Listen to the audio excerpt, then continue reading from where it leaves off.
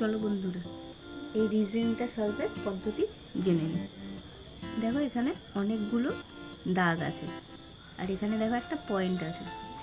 তাহলে আমরা এই পয়েন্টটা দেখো ক্লকওয়াইজ ঘুরছে, তাহলে সেই হিসাবেই আমরা এটাকে কাউন্ট করব। দেখো এই পয়েন্টটা এখানে আছে, নেক্সট পয়েন্ট এখানে আছে, দেখো একটা দাগ পরে আছে।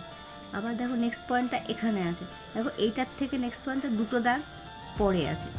এটা দেখো আবার এইটা এখানে যেহেতু ছিল এখান থেকে এখানে শিফট হয়েছে, 1 2 3 তিনটে দাগ পরে আছে।